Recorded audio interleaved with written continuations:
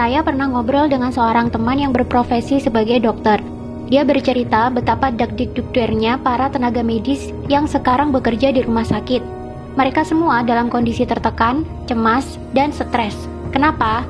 Karena pasien-pasiennya, baik yang positif COVID-19 maupun PDP, jumlahnya semakin banyak dari hari ke hari. Dan mereka ada kewajiban merawat orang-orang yang jumlahnya seambrol itu di rumah sakit. Yang mana sebelumnya pihak rumah sakit tentu tidak mengira akan ada wabah pandemi seluas ini di 2020. Sehingga peralatan perlindungan diri pun kurang, hazmat kurang, gloves kurang, surgical mask kurang, shoe cover apalagi. Googles juga kurang banget. Makanya ada yang cerita, katanya untuk menghemat hazmat yang sekali pakai itu, ada dokter yang memakainya selama 9 jam. Nggak boleh dilepas, karena sekali dilepas, harus dibuang dan diganti dengan yang baru, yang steril. Sedangkan stok sangat terbatas. Jadi dalam 9 jam itu, dokter tidak boleh makan, minum, pipis, dan BAB. Biar APD, terutama hazmat yang sudah dipakai tidak perlu dilepas dan dibuang. Sedangkan dalam sisi lain, mereka harus menahan keringat, panas, lapar, haus, dan menghadapi merawat pasien-pasien yang saya yakini pasien-pasien itu juga dilanda ketakutan dan stres yang sangat signifikan. Pasiennya stres, dokternya sudah kewalahan, ikutan stres juga.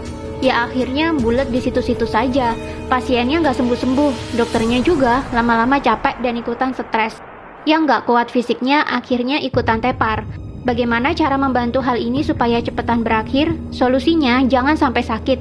Saya di awal sudah sangat tidak setuju dengan masifnya media-media mainstream yang bolak-balik memberitakan angka penderita COVID-19 setiap saat, memberitakan jumlah korban meninggal, memberitakan korban meninggal yang jenazahnya ditolak, memberitakan warga dan tenaga medis yang diusir dari kampung atau kompleks akibat COVID-19, dan masih banyak lagi. Apakah ada media yang memberitakan bahwa banyak penyakit-penyakit lain yang sudah biasa kita temui di kehidupan sehari-hari sebenarnya justru lebih mematikan? Coba Anda lihat data berikut ini. Penyakit kanker setiap tahunnya membunuh 8,9 juta jiwa. Berarti dalam setiap bulan ada sekitar 741.600 lebih manusia yang meninggal. COVID-19 sejak jadi pandemi hingga April 27, 2020 membunuh hanya 198.842 jiwa saja. Silakan Anda cek sendiri di situs resmi WHO. Padahal, COVID-19 baru jadi pandemi dimulai sejak Januari 2020. Katakanlah sudah ada 3 bulan sampai sekarang, maka COVID-19 baru membunuh 66.000 orang setiap bulannya. Jumlahnya loh, cuma 8,9% dibandingkan dengan kematian akibat kanker. Dan sekarang sudah diterapkan lockdown di mana-mana yang katanya cara ini efektif menurunkan kurva paparan COVID-19. Walau sebenarnya kalau saya lihat skema lockdown juga curiga sih. Hehe. Karena akibat lockdown gini, masyarakat justru semakin takut dan ekonomi mandek. Kantor dan toko yang buka dipaksa tutup. Orang jadi nggak punya penghasilan. Karyawan dipotong gajinya. Pengusaha banyak yang bangkrut. Pemerintah jadinya harus sedia banyak dana, selain untuk kebutuhan medis, tapi juga untuk stimulus ekonomi dan bantuan warga terdampak PSBB, supaya orang-orang tidak kelaparan akibat tidak bisa cari nafkah. Kalau nggak ada dana, ya hutang dong. Namanya penyakit, itu kalau nggak sembuh, ya meninggal dunia. Kalau kita lihat data, yang meninggal hanya 6,9% saja dari yang terpapar. Berarti yang 93,1% kemungkinan sembuhnya tinggi. Ayo melek data, jangan mau otaknya ditakut-takutin media. Media memberitakan COVID melulu, akhirnya cuma menebarkan kekhawatiran dan ketakutan. Orang yang khawatir, takut, was-was, sistem imun tubuhnya malah turun. Akhirnya malah kena penyakit macam-macam. Kalau dia bolak-balik melihat berita COVID, dan dia jadi khawatir dan stres karena COVID, dia bisa saja malah kena COVID-19 sungguhan. Sistem imunnya kalah sama ketakutan dan stres. Jadi bagaimana solusinya supaya kita nggak sakit dan nggak merepotkan tim medis? Yang pertama, matikan televisi. Nggak usah nonton televisi kalau beritanya COVID melulu. Masih lebih mending kalian nonton drama Korea, walau sambil nangis-nangis kayak kecipratan bawang merah. Alihkan perhatian kalian ke hiburan-hiburan lain yang lebih menyenangkan. Nonton video-video satisfying di YouTube kek, nonton Panji Petualang kek, atau menghalurian nonton travel vlog di YouTube buat obat piknik kek.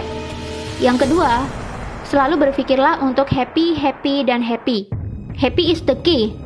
Harus bahagia. Berkomunikasilah dengan orang-orang yang positif. Tontonlah acara humor, bermainlah dengan kucing kesayangan, bermainlah dengan anak kalian yang masih unyu-unyu, pacaranlah dengan istri. Romantis-romantisan sama istri bisa bikin hormon kebahagiaan naik loh. Sistem imun juga ikutan naik. Yang ketiga, berpikirlah bahwa kalian selalu sehat. Jangan izinkan pikiran takut sakit sedetik pun mampir di otak. Ganti doa kalian yang semula, "Ya Allah, jauhkan kami dari wabah ini," dengan "Ya Allah, sehatkanlah fisik dan mental kami, supaya kami selalu happy dan bugar." Ingat ya, kata-kata yang sering keluar dari mulut, walaupun doa sekalipun, bisa masuk pikiran bawah sadar.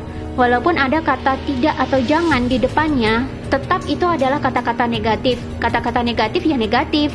Masuk ke otaknya jadi negatif. Jadinya tubuh dan lingkungannya meresponnya juga negatif. Misalkan kalian doa, "Ya Allah, jangan ada virus di rumah saya." Malah virusnya datang beneran. Beda dengan, "Ya Allah, tolong jaga rumah ini tetap bersih, sehat, dan nyaman untuk saya tinggali bareng keluarga."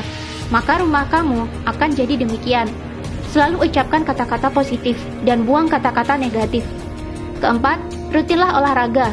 Olahraga dapat memproduksi hormon kebahagiaan dan memperbaiki metabolisme tubuh. Jiwa yang happy dan metabolisme tubuh yang baik akan menghasilkan imun tubuh yang kuat. Kelima, jaga kebersihan. Sering-sering cuci tangan pakai air dan sabun, tanpa rasa khawatir. Cuci tangan karena niatnya pengen bersih, bukan karena takut COVID-19. Percuma kamu cuci-cuci bolak-balik sampai pakai sabun dicampur alkohol sekalipun, tapi kalau pemikiranmu isinya takut, dan takut saja, ya resiko tertular COVID-19-nya malah tinggi. Keenam, jaga jarak. Kita mungkin kuat atau kebal, tapi orang lain belum tentu. Mari hargai mereka dengan tidak dekat-dekat dan selalu pakai masker kemana-mana, terutama jika berhadapan dengan orang lain. Intinya adalah bahagia, happy, sehat, pikiran tenang, di bawah slow aja. Jangan sampai kamu masuk ke rumah sakit. Sekalinya kamu masuk rumah sakit, maka kamu akan bertambah stres, karena di sana isinya juga pasien-pasien yang lebih banyak stresnya ketimbang sakitnya. Gak usah terlalu perhatiin media. Matiin televisinya kalau beritanya gak enak melulu. Hiburan masih banyak. Ayo melek data. Jangan mau ditakut-takutin media.